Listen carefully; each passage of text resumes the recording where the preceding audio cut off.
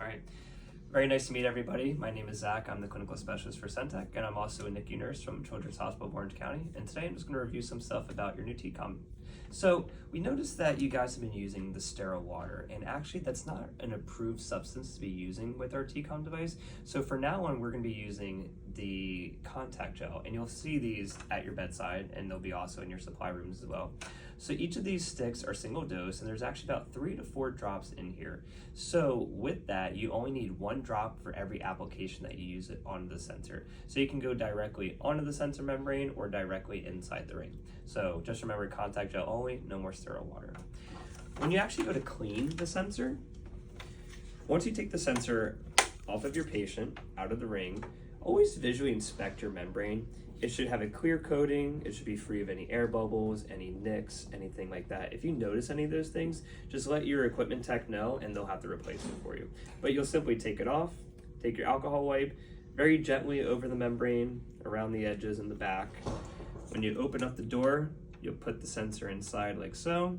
And you also want to take your alcohol wipe and clean that black O-ring inside there, because you always want to make sure you clean off all that gel prior to putting the sensor back in. So always the sensor and the O-ring together. Close the door and it will calibrate for you. These are all of the approved sites that you can actually place the sensor. It includes the forehead, the chest, the flanks, the inside, outside the thigh, or the entire back if you decide to prone your baby. Now I say these are all the approved sites, but the sites that we highly recommend are going to be the ones closest to the core: the forehead, the chest, and the flank. Keeping the sensor there is going to give you your highest, most accurate readings when you're using the sensor on your actual patient. You do have your rings. These rings are good for about 24 hours on the patient's site. If you have a ring that's down on to one of your patients and you take it off to calibrate it, you can continue using that same site again each time for up to 24 hours. And just remember, you only need 1 drop of gel for every application that you put the sensor back on. If you do notice that the sensor is lifting up or the ring is falling off of your patients, especially in a high humidity environment, we do have this. It's called a stay site adhesive. It's Tegaderm that's designed with a hole inside that you'll put your ring down first and you'll put the stay site directly over the ring, and that will help prevent the ring from lifting up from the skin. Lastly, the monitors. We always want to make sure that these monitors are left staying on. You don't want to turn them off. If you do turn them off, unfortunately, you'll end up losing all of its calibration. So you always want to make sure it's left on, and that way you don't have to wait the stabilization period for it to remain, to get back up to being stabilized.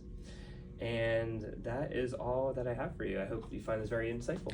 Zach, can you just remind them when we take the sensor off of the patient, what are the approved cleaning items to use for both nursing staff or RTs when they're removing the sensor from the patient? Good question.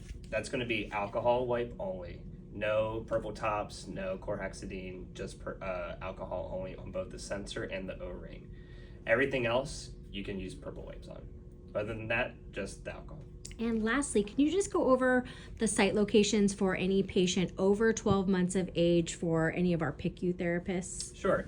So PICU, you do have a couple more options available than the NICU. So those are going to include, again, the forehead, but you also have access to the cheek, the chest, subclavicle, the deltoid on the arms, the forearms, the flanks, and the abdomen for the adult patients or any patient that's 12 months or older.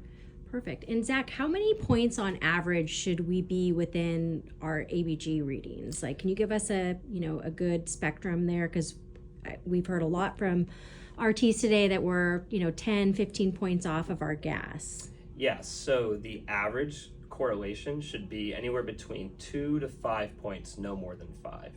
Sometimes you can be less than 2, but that should be the average range is about 2 to 5.